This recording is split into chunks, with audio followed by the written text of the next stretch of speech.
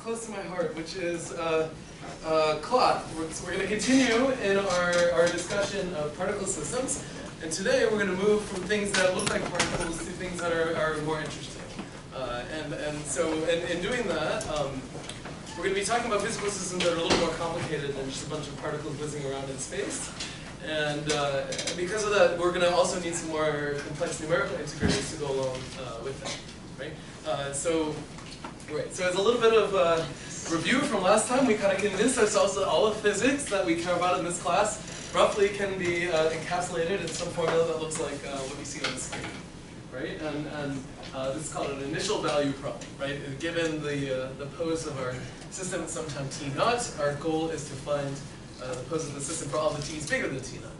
Yeah? And of course, there are lots of different variations on this problem. For instance, assorted boundary value problems where maybe the artist sets up some keyframes, but it's still like to get the most physically plausible motion that interpolates the keyframes. Right? These will be called boundary value problems, or if you're feeling fancy, you can call them variational problems. And so the main trick that we use to get to first order is shown on the screen here.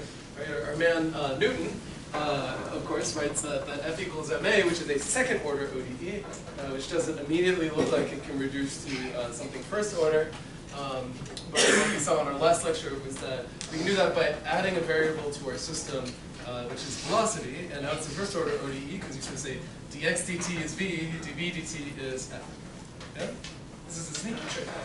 And by the way, you should notice that you don't get something for nothing here. Right? It's that essentially I doubled the amount of memory that I need to store the state of my system in some sense, but I half the number of derivatives I need.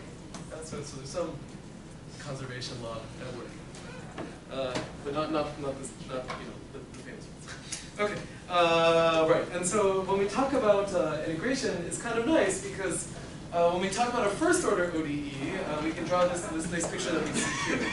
Right? Because essentially for every pose x, there's some x prime that's prescribed. Right? So if we think of all of the x's as the plane, right, then these dx dt's are equivalently this function f. It's like a little vector that sits at every point. And that's telling us where our physical system is going. But something that's important to keep in the back of your head when you look at this diagram, this is a little abstract. Right? So for instance, if I'm doing one-dimensional physics, then like the horizontal axis here would be position, and the vertical axis would be velocity, right? That's like kind of what we did in the last thing. So it's not like you can just do this at like space. There's some kind of weird thing going on in this diagram. I really a lot of times when you look at physics textbooks and they show diagrams like this, and kind of skip that step. And I remember that losing me for the 5 minutes when I was in undergrad physics department. Then that professor accused me of cheating, and I left for math. That's a long story.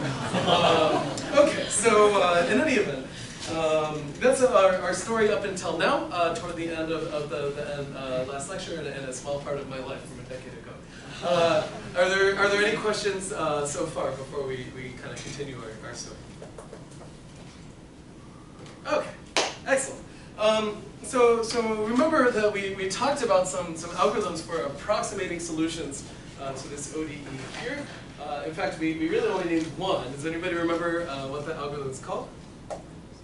Eulers method, right? And the basic idea of Eulers method is it's like hella simple. You stand at this point, you compute the vector, and you just walk along that vector a straight line, and you iterate. Yeah. And Newton's method, or Euler's method, is extremely simple to implement. Algorithmically, it's very fast. But what we saw last time is every once in a while it has a bad habit of exploding. Yeah? And of course that's something that we're going to want to counteract. And in particular today, we're going to be talking about cloth. And cloth is going to be this giant network of little springs holding together all the pieces of cloth. And it's going to be very easy for just one of those springs to get overextended or too compressed, and then the whole system is going to explode. Right? And this is something that gets worse and worse and worse the denser kind of the sampling of the physical world you have.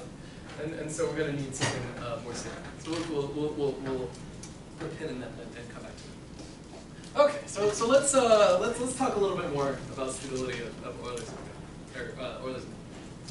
method. So in particular, we're going to simulate a really simple ODE. This is dx dt equals minus kx, and point here, we're going to assume that k is greater than or equal to 0. Okay? Anybody know the solution to this problem? You can kind of just guess it, or you could try and compute it in a go hard. Actually, in this case, somebody speak up right here. Yeah. Yeah. So let's write x of t equals e to the minus kt. Notice that the derivative of this is minus k e to the minus kt, which is like minus k x. Yeah. Is this the only solution to this problem? No, I see you wiggling your head. What's another solution? No? Yeah? 2, yeah. So in general, we can put maybe next 0, right? Because when t equals 0, this thing's 1. It's always the solution. In fact, actually, rather than just talking about it, why don't we just check it real quick? So what's the derivative of this thing? Well, hopefully I'll remember the exponent rule, and the chain rule, all that good stuff. Right, this is equal to minus k x naught e to the minus k t. Yeah? But of course, if you look at this piece here, it's exactly the same as that. So this is minus k x t. So it satisfies the thing that I need to satisfy. That makes sense? Okay. Hopefully this is a review from calculus class. Okay. Right. So here's our solution, and thankfully for us, this ends up. Okay. So what happens if we apply Euler's method to this thing? So let's say that I'm given some xt, and I want some xt plus h. Right? Then Euler's method is going to approximate this thing as xt plus h. I guess in our notation here, let's say f at xt. In this case, the t is kind of irrelevant. Yeah. And of course, this is xt plus h times minus k xt. Right? Everybody with me so far? All right. And now we see that there's an xt in 2 different places, so we can factor him out. And what do we get? We get 1 minus hk xt. Cool. So this is given xt, how we get xt plus h if we were to apply Euler's method to this ridiculously simple ODE. Now something that gets lost in this story a lot when you take math class, I would never actually use Euler's method to solve this problem. We know the answer, it's right there on the left. This is just a way to understand how Euler's method works on like the world's simplest problem. Okay? Cool. So what do we see? We see if we want xt plus h, we just take xt and we multiply it by this magic constant here. What if I want xt plus 2h, and I do 2 steps of this algorithm? Well, essentially I just multiply by this constant squared. Yeah? So notice that this looks kind of like an exponential, right? So in particular, if I run k steps of, k is a bad letter here. Somebody else give me a letter. L. X t plus lh. So I run L steps of my algorithm, right? Then the approximation I would get is 1 minus hk. The L power times x t. So why do we kind of like to look at this? Well, now you can kind of compare what we have on the right-hand side with what we had over here, right? Which is that our solution is a decaying exponential, and we see that they're actually kind of vaguely related, right? Here our exponential is e to the minus kt. Here our exponential is some other thing, but at least they're exponents. So now let's talk about what can go wrong here. Yeah, so by the way, here's our relationship. Hopefully it's the same. Yep. And right, so first of all, when do we kind of expect Euler's method to do okay? Small step size, exactly. And contrastingly, we expect Euler's method to do poorly if I take like a giant step. Right? Because Euler's method is supposed to give you this nice, if I want to solve this equation quickly, I should have this nice smooth decay. Right? But if I take a giant step in Euler's method, it's like pointing my toes the direction where it wants to go, like taking a huge jump. Right? That's not so good. And in fact, that's reflected in this relationship here. Yeah. So in particular, remember that our step size is h. Why h for step size? I don't know, but all mathematicians use it, so we're going to use it today. Okay? So what happens if h is like really, really, really, really big? So k, remember, is a positive number. So if 1 minus hk is big enough, what happens to this exponential? It becomes negative. Yeah? In fact, if it's big enough, it might even be smaller, more negative, I never know the right word, than -1. Yeah? So, you know, in reality, the picture that we expect when we saw this ODE might look something like that. That's a decaying exponential. But if h is big enough, what happened? Well, I go like that, right? Because it's a negative number. And then I flip it again, and so on. And in fact, if I'm really unlucky, it goes down, and it goes more than 1, right? So in other words, I ended up farther away than minus this thing. And then it zigzags, and it goes out of control. So this is sort of the simplest example where Euler's method just dies. Cool? So let's add a little bit of vocabulary word to this. So we call this a time step restriction for stability. So let's decompose that phrase a little bit. What do I mean? What I mean is that when h is smaller than some constant that I'm sure you can all work out, and I'll do on the screen in a second. Right? If h is sufficiently small, this thing at least just decays. So qualitatively, it kind of looks the way we expect, like decaying exponential.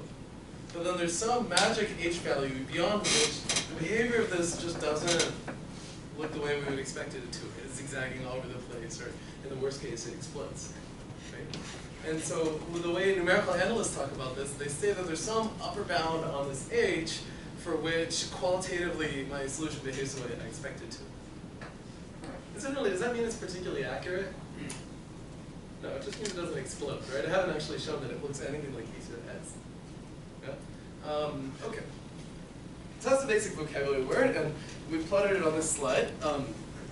So when that coefficient is between 0 and 1, in other words, when h is less than 1 over k, we call, you get a decaying solution.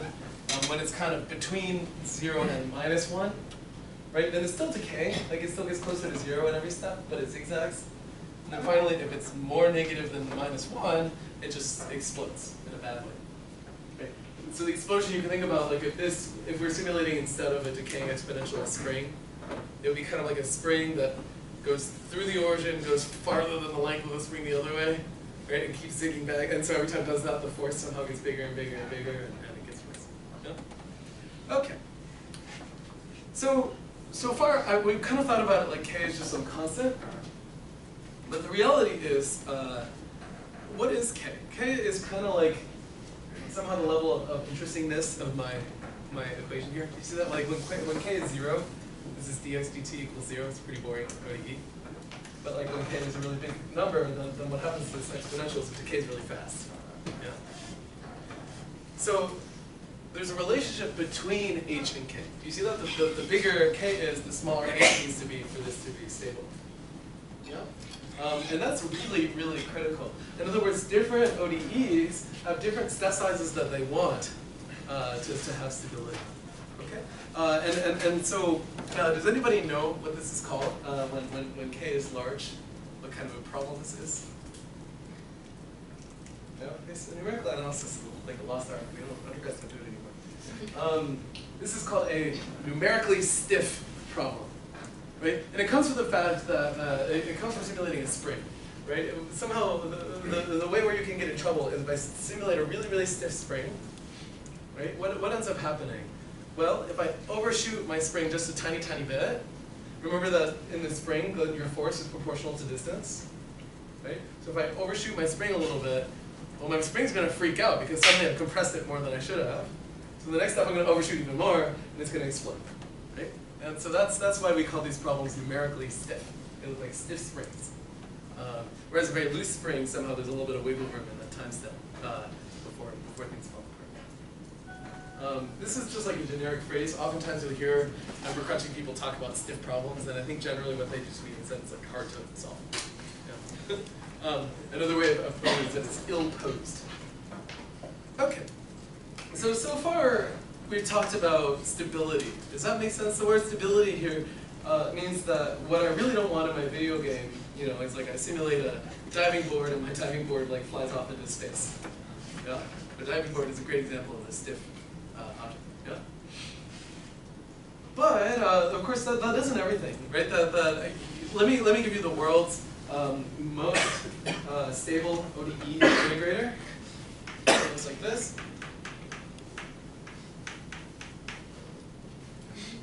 It's an incredibly stable integrator. Yeah, I can take as large time step as I want, and it will never explode. What's the problem? That isn't very interesting, right?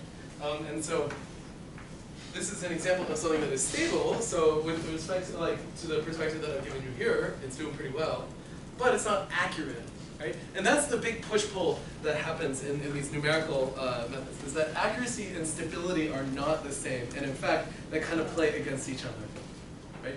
And so what we'll see is that oftentimes methods like Eulers method and some of its variants might be quite accurate, but they have these very strong restrictions on time steps that sort of limit the way that you can use them, right? And so there's some trade-off in your video game you're engineering between, you know, like I really don't want my character to fly off into space, but I'd also like it to do something interesting physically. Yeah. Okay. So if we wanted to analyze Euler's method, we can use my favorite little math proof here.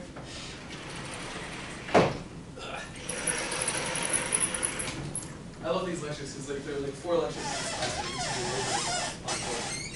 Okay, so let's say that I have my function x of t, and I want to expand it around small values or small perturbations of t naught. Right? So remember, there's a tool for this from math class. Yeah, it's a Taylor series. And so let's write that down. So let's write down x of t naught plus h is equal to x of t naught plus h x prime t naught. How many terms am I going to need here? Yeah, we'll give it t. H squared x double prime t1 plus, and then we're going to use this kind of funny notation, order h cubed. Okay. Now this, we're all computer scientists, so you've probably seen big O notation used in a slightly different fashion, right? Like when you talk about sorting numbers, you talk about like big O of n log n, and that matters for big N, right? Because what you want to show is for a really, really long list of numbers, we can sort it n log n time. Here, we're concerned about small h, right? So this is sort of saying that it is dominated by a term that looks like h cubed as h goes to 0, is the convention we'll use here, instead of infinity like in algorithms class. Okay? This is the typical thing. If you take a math class, you'll see a lot of this. Okay. So here's the thing. Well, let's see. It's sort of hiding in here is Euler's method. Do you guys see that? That if I do x of t naught plus h times x prime of t naught, well, what is this thing? Let's factor this a different way. X naught plus, notice that these are both quantities we know how to compute at t naught. Well, this is equal to x t naught plus h big O of h squared. Right? So why did I go through this little proof here? Well, essentially what I've argued to you guys is that the error, like the amount that this approximation that we're using is off by when we use Euler's method, sort of vanishes like the square of h. Does that make sense, everybody? So in other words, the smaller my time step, the accuracy actually goes down quadratically. Okay, so I guess the accuracy increases quadratically. Anyway, of course, when we talk about Newton's method, we talk about our error. Newton's method, we often talk about different numerical integrators as being like first order or second order accurate, third order accurate, or whatever. Based on this proof, what do we think? What kind of accuracy is it? Is Euler's method second order accurate? It's okay, right? Yeah. Oh yeah. Yeah, you're all wrong. It's actually it's first order accurate for a technical reason. Which is like typically the way the right analogy to have here is that I'd really like to predict, for example, x at t equals 1. Right? So if I divide h by 2, I need 2 times as many time steps to get to t equals 1. So I kind of lose an order of accuracy because I have to multiply this by 1 over h to deal with the number of time steps I need to get to the same place. This is just a convention, by the way. This is not a big deal. But all that's to say is when you do these proofs and you get a term like a 2 here, you have to subtract 1 from that to when you talk about the accuracy.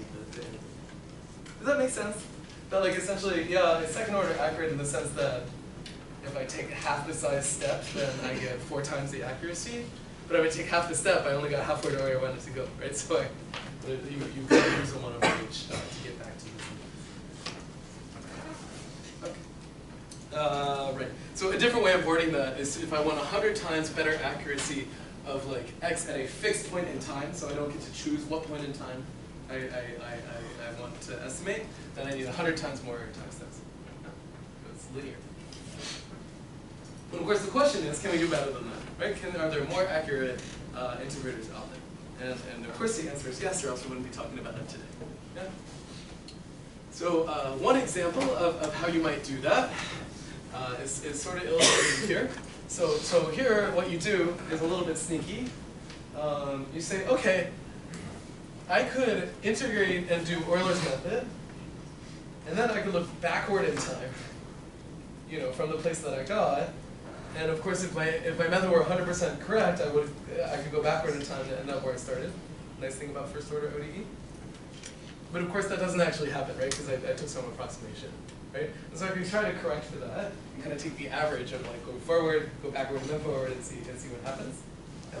And this technique is called the trapezoid method, and it's extremely simple. So what you do is you take an Euler step, right? That's what's hiding here, and then you evaluate f prime at that additional place, and then you take another step here. Okay, so let's write this down a little more carefully. So in particular, here's something else that you could say. Let's apply the Taylor series the other way around. Yeah, you could say x of t. Oops, sorry. Yeah. T naught is equal to x of t naught plus h minus h x prime of t h, and so on. Right. So somehow these two things should agree. You see that? I could move the x prime over here and still get another expression for x of t naught plus h. And that's kind of what this trapezoid method is trying to do, right? Like this is saying, well, to first order, this thing is x of t naught plus h. So now I'm going to be able to evaluate this term here, sort of, approximately, right? And these two derivatives really should agree as h goes to 0, right? And so now I'm going to use the average of these two derivatives for my forward step. If you're saying, like, this looks kind of like a hack, you're right, it is.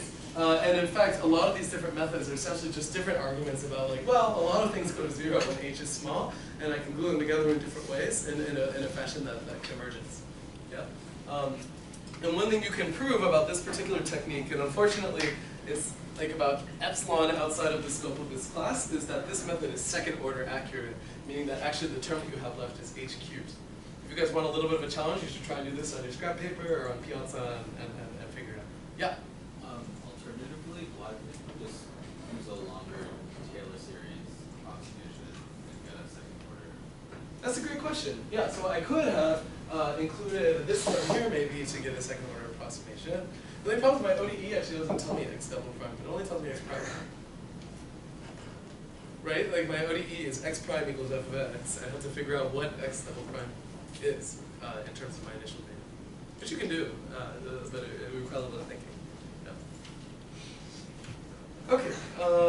There are all kinds of different ways to hack together different ODE integrators that essentially involve, like first I take 2 steps forward, and then I take 1 step back along the other guy's derivative, and then I take 3 steps forward along the third guy's derivative, and like I keep marching around and somehow predicting where I should go and then correcting for the fact that there was an error and zigzagging around. In fact, a lot of these methods are called predictor-corrector methods for exactly that reason. So a different way of doing it would be to say, okay, well, maybe I take 2 small steps and then somehow look backward from those 2 small steps and look at the difference between the 2 and the 1 big step and use that to correct. And that's something called midpoint method. Is this a hack? Yes, absolutely. Right, all of these things are just different ways of predicting, and the analysis is a little bit subtle. So we're not going to really dwell on this a whole lot beyond just like there are different formulas that give you different accuracies. So what is the trade-off? Notice that I have to evaluate my function f more than one time here to get the second order accuracy. And so there's, again, you don't get something for nothing. Right.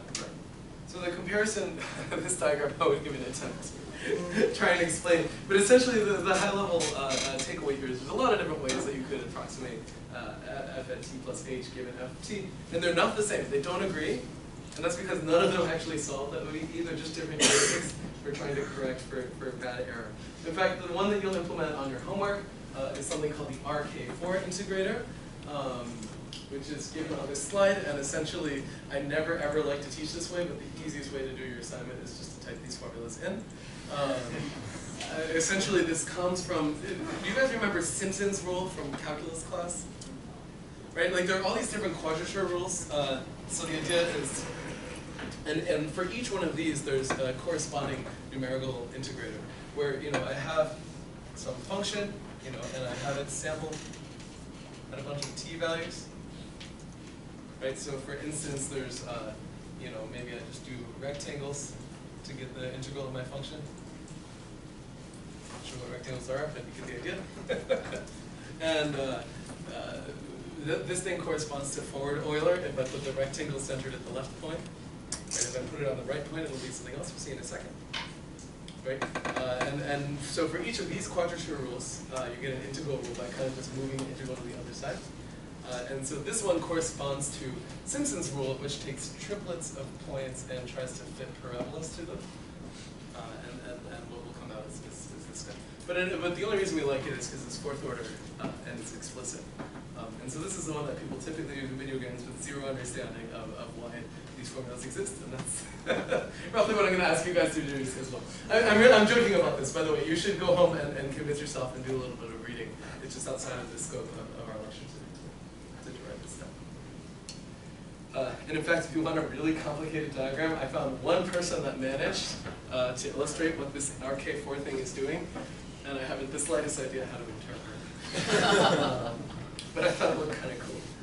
Yeah, I think roughly what it's doing is like you take 2 forward Euler steps, and you say like, oh shoot, that was a little wrong, so now I'm going to take this vector, put it here, and then you go halfway along this guy and say, oh, that was a little wrong, and correct it, and so on. There's some, you can give it like a little bit of a personality and try to understand what's going on. Okay, so anyway, this is the tip of a giant iceberg. There's so many different numerical integrators out there, and like if you were a mathematician in the 1800s, you would spend a large part of your life deriving these sorts of things. Lucky for us, Mathematica typically just gives them to us, and we're kind of happy with the low order ones anyway. So unless you are like a scientist working at Livermore Labs and you really care about that last term of accuracy, typically this is good enough. Okay, so if you're interested in this kind of stuff, there's a really great set of course notes that were released in SIGGRAPH 2001 that very carefully step through this stuff, and you should look there. Or of course you can reference my textbook, which I happen to know contains all of this stuff in very detailed fashion. Okay, so anyway, all of these different integrators are just different fashions of estimating f at t plus h given f of t, right? And by like, maybe taking 2 small steps, or 3 steps forward and 2 steps back, and then another step forward, or whatever, right? That's all these things are. Yeah? So now, but all these techniques are explicit. And what that means is that there's just some formula to approximate f at t plus h given f at t. But there's a whole other class of integrators that are called implicit integrators that don't do that. Okay? And so that's what we're going to cover next. So in particular, let's talk a little bit about forward Euler again, and let's use yet another piece of notation here. Yeah? So remember the forward Euler, t plus h.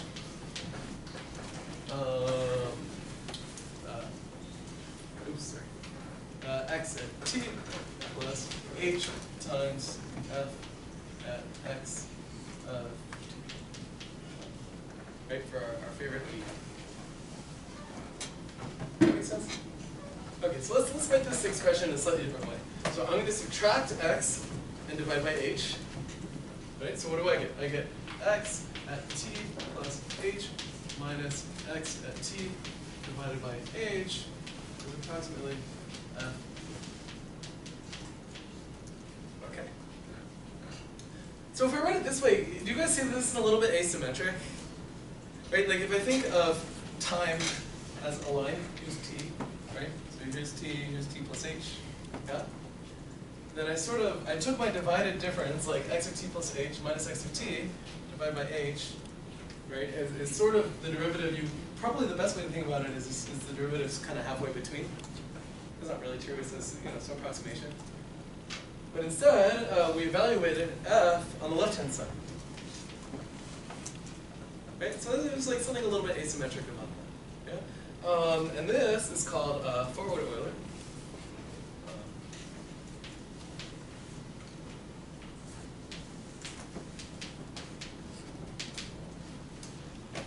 Well, one thing you could do is say, well, like, hell, for fun, why don't I put to the opposite of that?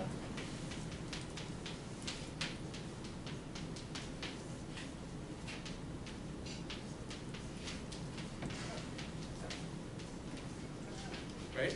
And put t plus h on the right-hand side here. Well, what's like kind of annoying about this? Remember that my goal is to approximate this guy. Well, now he is like sitting inside of f, which is some nonlinear thing. Right? So this is like a system of equations for x of t plus h. Right? Whereas here, if I know x of t, I know h, I can get x of t f of x of t plus h. You guys are pressing? I'm sorry. You can tell your instructor has a cold today. Right. So here, this guy appears twice, but these are unknown, so we have to solve for it. Okay. And this technique is known as backward Euler. And we'll draw a lot of pictures of what it's telling us to do in just a moment. Okay? So here's a comparison here. Right, the forward Euler, again, is this approximation on the left-hand side. On the right-hand side is the one that we're going to try now. And essentially, you have to solve for the next x here, because it appears twice. Okay. So let's actually do that for our favorite model ODE, the one on the board here. Okay, so remember that our model ODE is dx dt equals minus kx. Yeah? And so now, right, so let's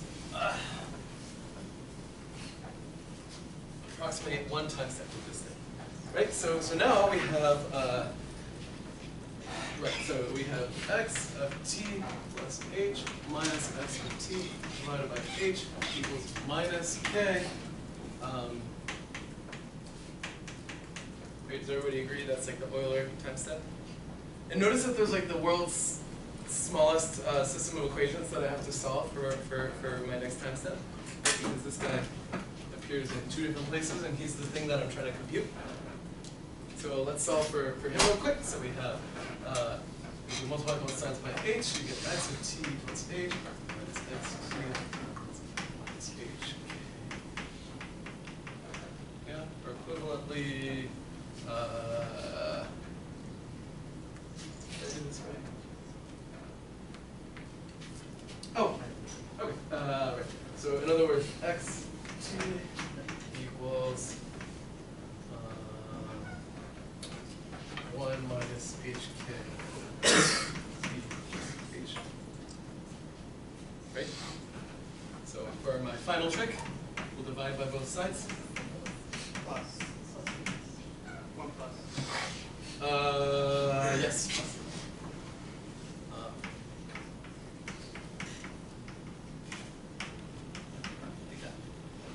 Okay. Everybody with me so far? Mind a little bit of stupidity here?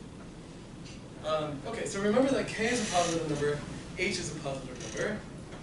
So 1 plus hk is a number that's bounded below by what? 0, yes, but also bounded below by 1, right? Because it's 1 plus a positive number. Yeah? So it's 1, so what's 1 over that? It's always bounded above by 1. That make sense?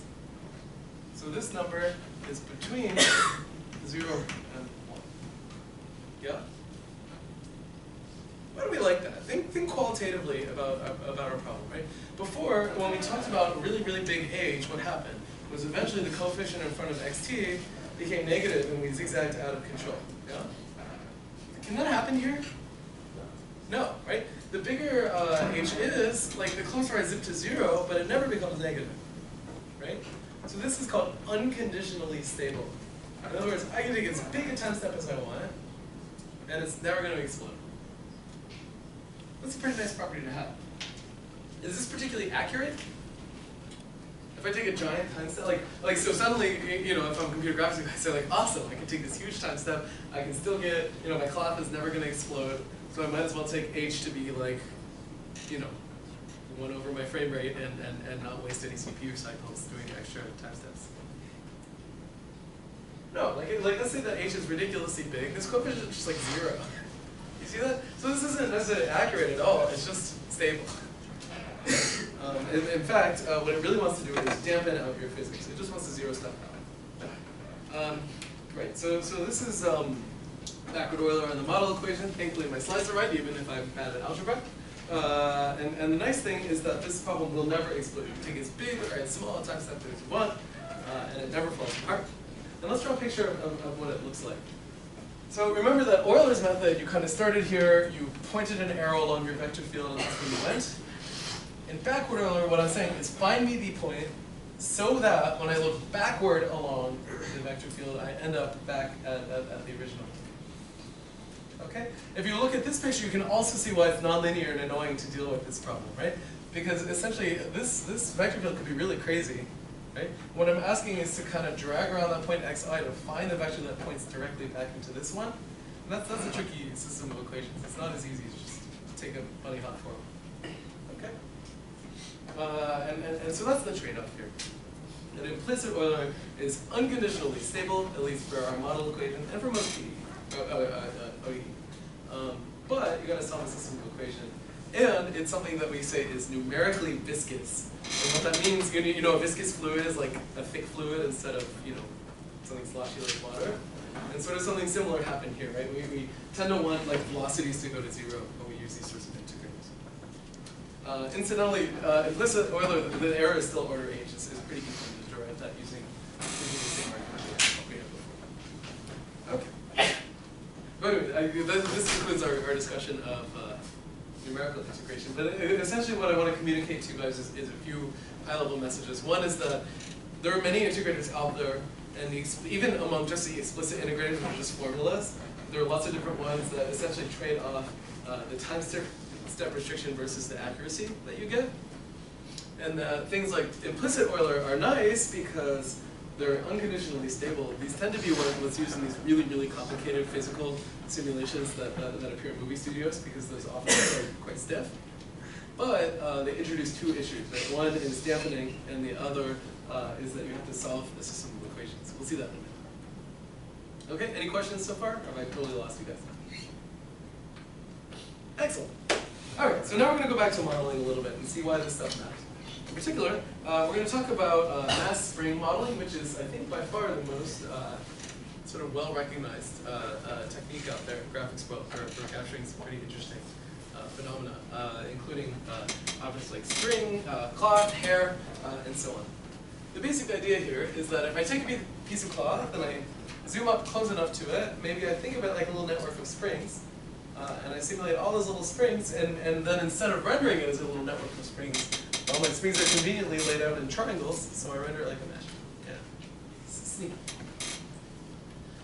Okay, so let's say as a simple starting point, we wanted to simulate a string. One pretty straightforward way to do that is to say that, well, to some order, a string is a big collection of particles.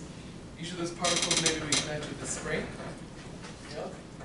And now, you know, the rest length of those little pieces gives us some rest length for my piece of string.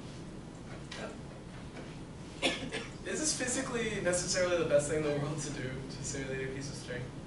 Like if I just let it rest, do you see what's going to happen? The piece of string, if you treat it like a spring, it's actually going to be slightly longer than what you probably wanted. Or like if I simulate jump rope, then like my jump rope is going to expand a lot as I jump through it. And so that's one of the sort of issues here, is that you have sort of two options, right? Either my string really doesn't want to change length, in which case I make my spring really stiff, yeah, but we know that that's hard to simulate, or I relax it, but then my string turns from a piece of string to like a piece of, I don't know, like a rubber band. Yeah, so those are sort of two options. So of course, what do we need to be able to do this kind of simulation? Yeah? So just to like tie the difficulty of simulation to what we were saying earlier. So it would be difficult to simulate because if I want, exactly, so if I want a piece of string that is inextensible, like I can't pull it and like it'll resist my pulling it outward, then I'm going to need a very stiff spring here, meaning I'm going to need tiny, tiny steps to resolve the motion, or else the spring is just going to explode. Yeah. And a good example of a stiff spring would be hair. Right? Hair really doesn't want to stretch out. Yeah. Right. But ignoring that issue for the time being, of course, what we're really doing is approximating every segment of our piece of string with something that looks like this guy. And so in order to simulate that, we should know what the forces are in a spring. Hopefully this is a review from your physics class. But in case you forgot, you know, a spring is typically given some rest length. And then what you do is you look at the deviation of the length of your spring from the rest length, and you have a force that wants to counteract that. Yeah? And so your force here is you know, spring constant times your change from your rest length times the vector that points in or out of the direction of the spring. And so again, remember that K is the stiffness, which means that if K is really big, then like maybe in the real world your spring just wants to resist, you know, going too crazy. But of course, in simulated world, you have to be quite careful using forward integrators. By the way, using backward Euler is perfectly fine with large K, right? It'll just want you to flatten out. Yeah. Okay. And of course, the thing to remember here is that, you know, if particle I acts on particle J, then particle J acts on particle I with an equal and opposite force, but you guys will all code in your homework. Okay.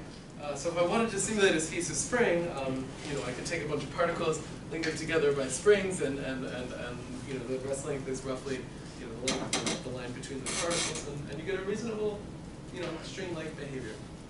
So things that it doesn't capture very well are inextensibility, or taking the two ends of this string and twisting them, right? Because then buckling and things can happen. Any questions so far? I think now we've moved out of numerical integration, we're back into pretty safe territory.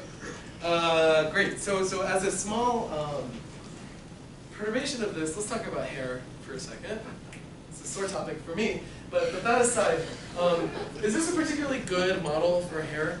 If I just use this out of the box, I mean, looking out at most of the people in this room, you guys are the worst. But that aside, no, your hair is attached to your head in a particular fashion, right? Like it's maybe attached to your head roughly orthogonally to your scalp, right? And like your hair doesn't just like collapse. Do you see that? Like you can see Larry has like a little bit of space. His bangs are not just like lying against his forehead, right? And they're kind of staying in place. So is this model going to be able to capture that? No, right? Because your hair would just kind of pivot around this point and be perfectly happy to just kind of work down on the side. Yeah? And that's not a particularly nice way to simulate real hair. Does that make sense? So in reality, people do all kinds of interesting things to simulate hair. In fact, another thing that this doesn't capture is that hair tends to want to be a straight line, right? If I just hold it, it kind of does one of these little droopy things. And so that's maybe what you want to capture. And this leads to an idea called structural springs. The idea here is that I'm going to look at a piece of hair, and I'm going to sit there and really contemplate it, like Shakespeare style, for some time. And then I'm going to say, what are all the phenomena that I want to capture in my physical model? And I can start adding springs in all kinds of different places and different forces that try to make that work. Right? So maybe one thing I notice is that, you know, if I have two adjacent line segments like this, right, my spring model, as I showed it to you in the previous slide, is perfectly happy to just like fall apart, but we don't like that. Maybe instead we want to add some kind of force that's going to penalize the angle between two adjacent segments so that they want to be straight. Again, are we doing physics right now? No, we're looking at hair and trying to kind of guess what's going on. Yeah. Although probably like Newton did something like this, right? It is my bet. Any ideas how we might implement this? There are a lot of different ways out there. There's no right one.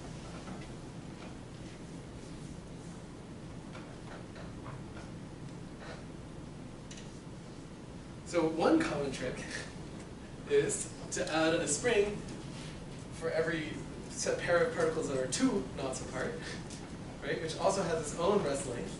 I mean, that rest length is less than the sum of these 2 rest lengths here. You see that? In other words, it wants every triplet to kind of look like a triangle with a little bit of curvature.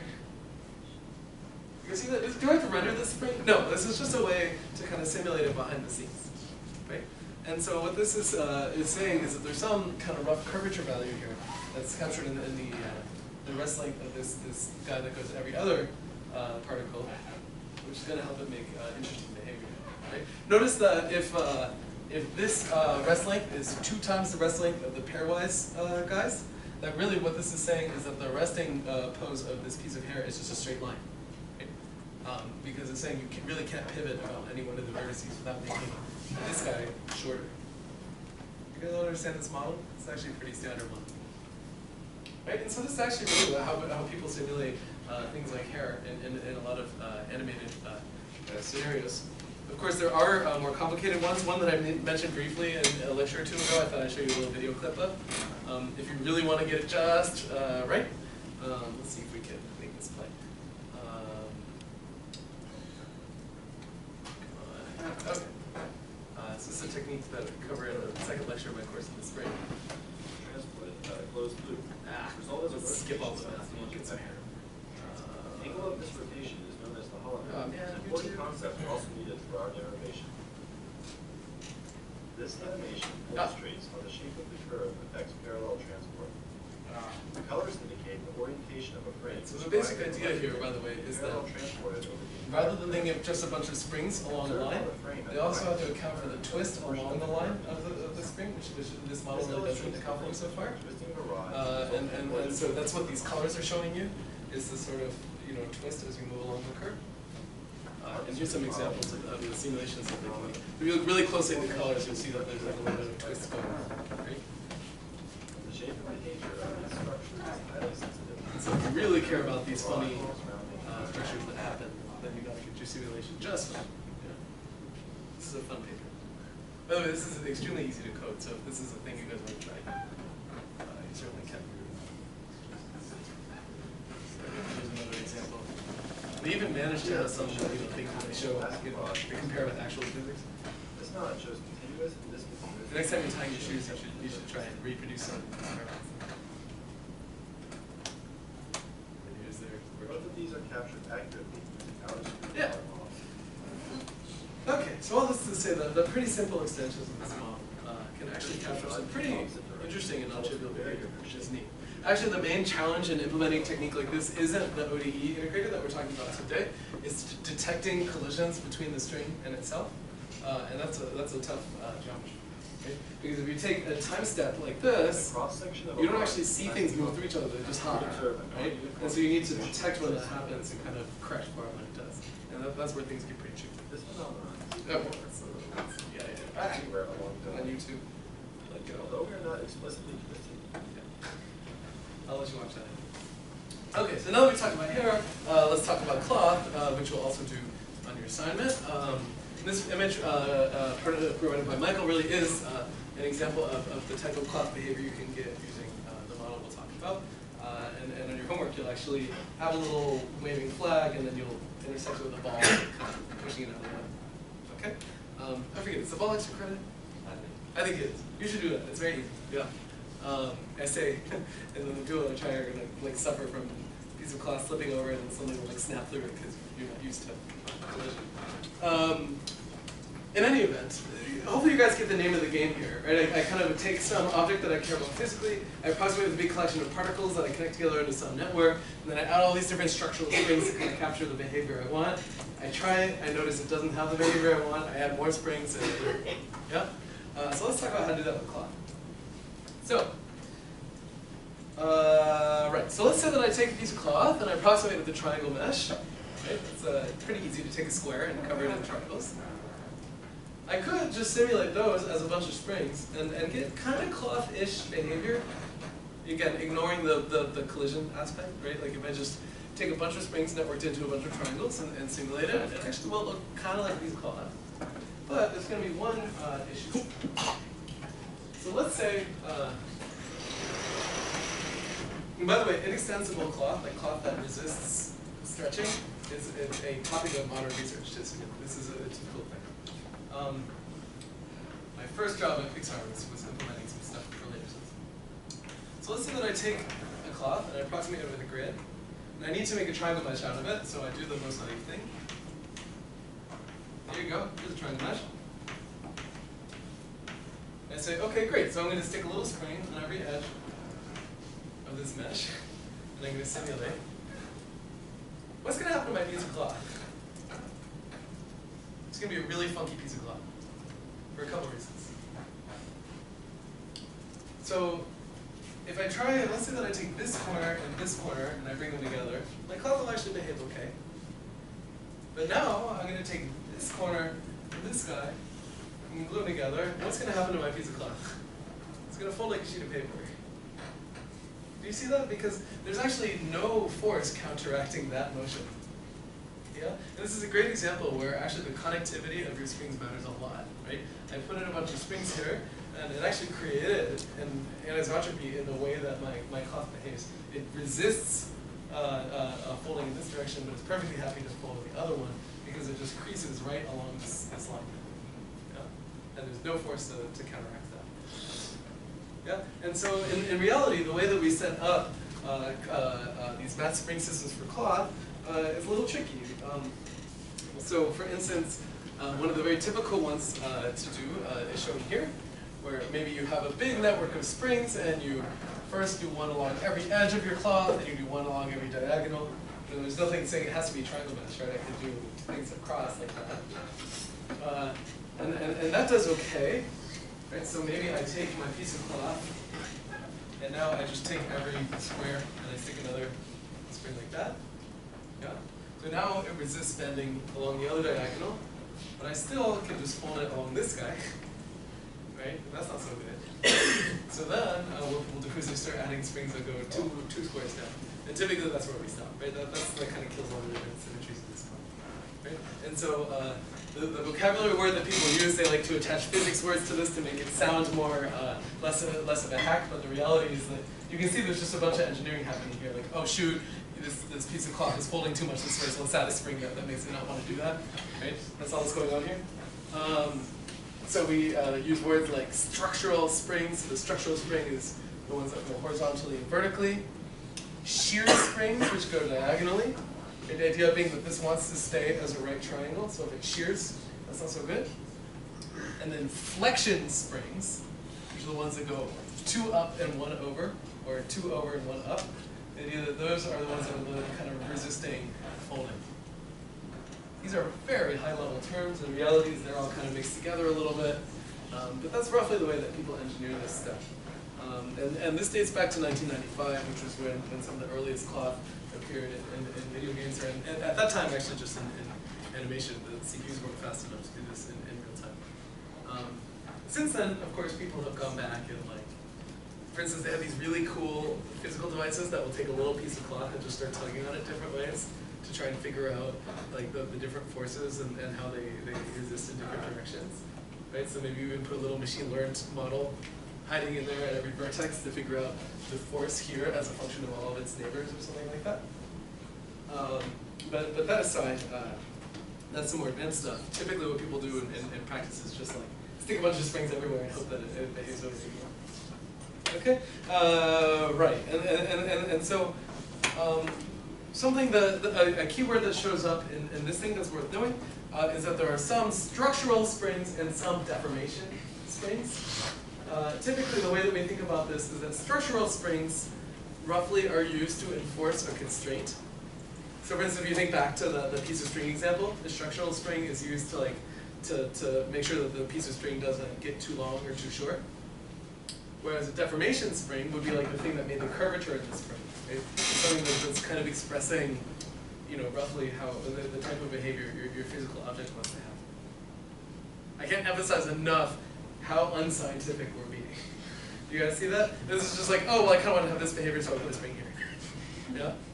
And since Taylor series tells us that all of physics to first order is a spring, that's like kind of an okay thing to do, but of course it's not terribly justified. Yeah. Since you're doing cloth specifically in your assignment, a few things that are worth noting. One is contact forces. So the simplest one is just pinning your piece of cloth at 2 points.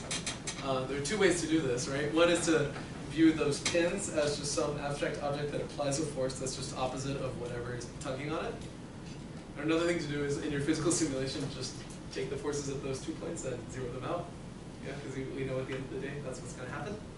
And both of those are perfectly fine. Yeah. And then if you want to simulate other things like wind acting on your cloth, it's quite simple, right?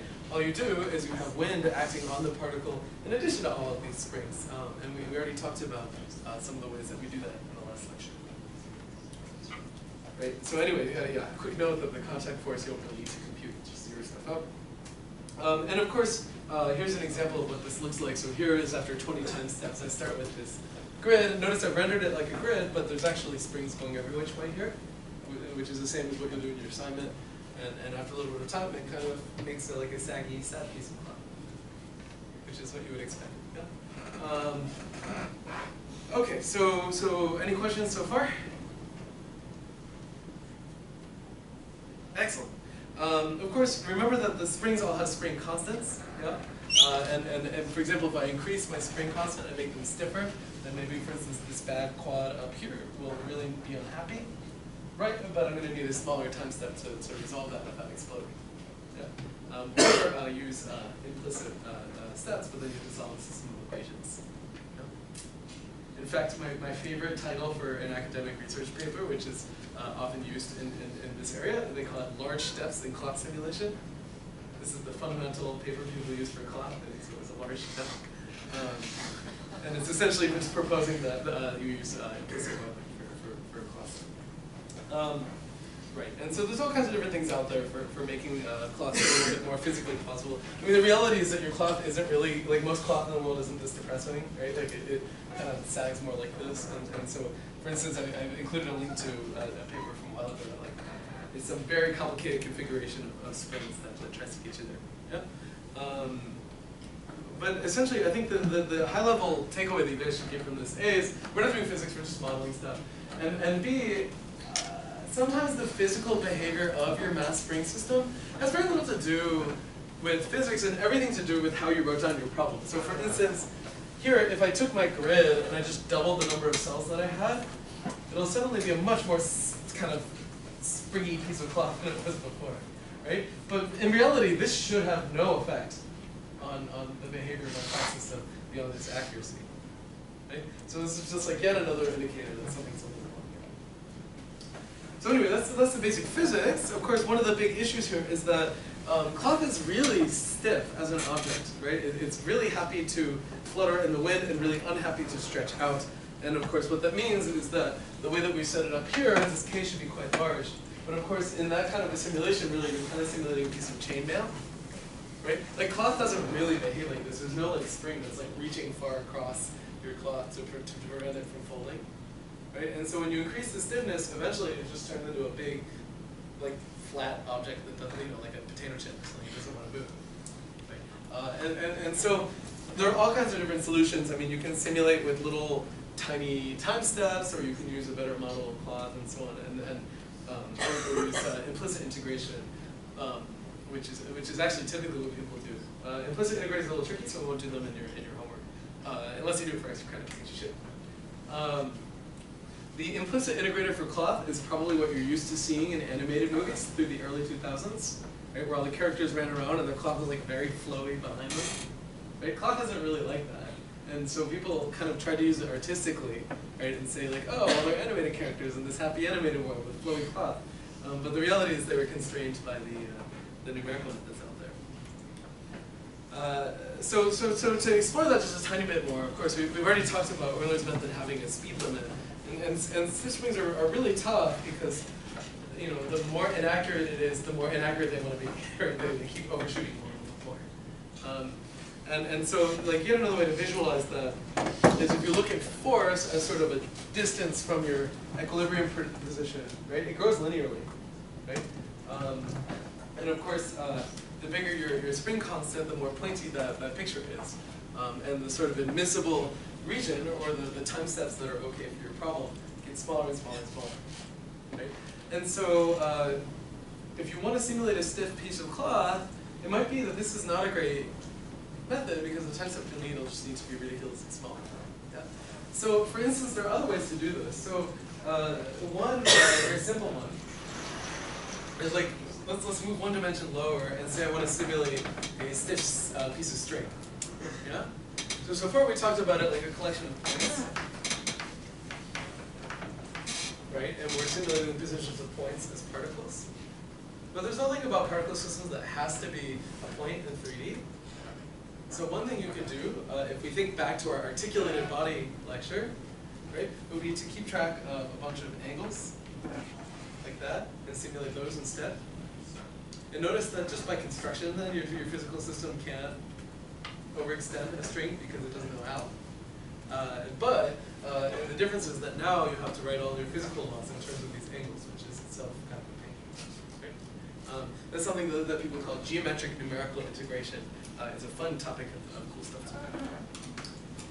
And in fact, or a different way of putting it is that what we're talking about is constrained dynamics. Right? So an inextensible piece of cloth is known as a developable surface. I might have heard that term before. Have you guys ever taken a class by Eric Dene here at MIT? So Eric studies origami, which is really the theory of developable surfaces. Right? These are surfaces that can bend without stretching. And so often when you read people talking about how they simulate cloth, they talk a lot about developability. Cloth is kind of a developable thing. Is cloth completely developable? No, because we're making like paper. But it kind of is, right? And so this is a great example of a constrained dynamical problem, right? Where your constraint in that case is that your cloth or your origami is inextensible, right?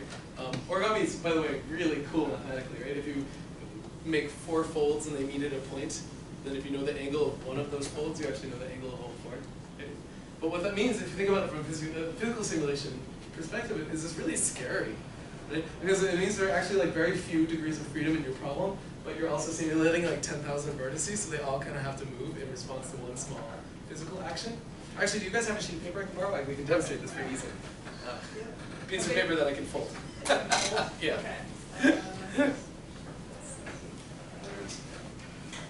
Literally anything is fine.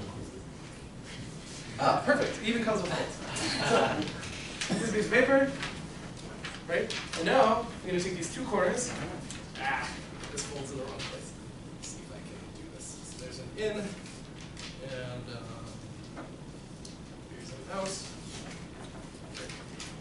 So here's the thing. Oh, this one's inverted. Yeah. Okay. Here's a piece of paper. I have 4 folds. They meet at a point. Yeah? What happens if I take these 2 points and I pull them together? The entire paper changes. Do you see that? And that's why these constrained dynamical problems are so annoying. Right? Because what's going on here, right? And you should all try this at home. Actually, it's easier to just flatten it out. There you go. See, now it really is 1 degree of freedom, right? And just hinge and unhinge. Is that when I did my math spring system, if you think about it in 1 time step, let's say I do forward Euler, every particle just talks to its neighbors on the grid, right? Because you compute your forces, and the forces that are acting on you are just as neighboring vertices. They're not like vertices 10 steps away.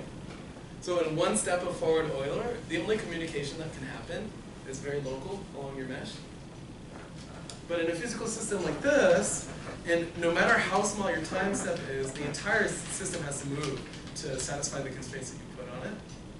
And that's intuitively why these methods really don't work so well. Yeah? And so in constraint dynamics, maybe you say, like, for instance, really the degrees of freedom here are just the angles of the folds, and that's what I'm going to simulate instead, rather than the position of every point on the sheet of paper. Right? In which case, what I gain is inextensibility. And what I lose is like the fact that my hands are manipulating this piece of paper. Remember we talked about inverse kinematics as being a hard problem, and now I've kind of built that into my physical system. So anyway, this is the tip of a really huge iceberg. This is one of many problems in cloth simulation. Another one is collision. Right? Cloth collides with itself, it collides with the ground, it collides with shiny spheres that are sitting on marble floors. And in each of these cases, you have to resolve that to get interesting physical behavior if you want Yoda to look the right way. And in fact, a lot of these systems really were used. One of the interesting things that happened, of course, is that cloth has friction along itself, right? And simulating that force is really crazy, right? Because you think about it, you have to detect contact, correct for it, and then add a force that's kind of counteracting this cloth sliding along itself. Or else basically all of your animated characters are wearing like silk that's been filled with something kind of stiff, which is like not a very typical piece of fabric. And so I've included all kinds of fun links in the slides here. Here's a cool video of a piece of cloth, the state-of-the-art system. And you can see how complicated the physics is here. So I know we're a little on time. In the slides here, I've included a little bit of hints of how you guys should implement this stuff at home. One of the nice things is, how many of you have heard of object-oriented programming? Hopefully most of you. This is a great example where object-oriented programming is going to help you out. Right? You're going to have a particle class, and a systems class, and a time-stepping class, and they all don't need to talk to each other. Do you see that? That, like, for instance, the forward Euler algorithm doesn't care whether you're simulating cloth or fluid or SPH or anything. It just kind of happily wants to apply its favorite formula. So it just goes out in the world, says particles, give me your forces, and then I can simulate. Right? And similarly for mass spring and so on. And so in your homework, of course, since this class also is supposed to introduce you guys to C++, we're going to have you do it in an object-oriented fashion. Right? So we have a particle system class that has all the particles around and can maintain the positions of velocities and masses and so on. We'll have a time stepper class, and that way you can have a subclass that is forward Euler, and another one that's RG3 or whatever the thing is, RK4, and so on.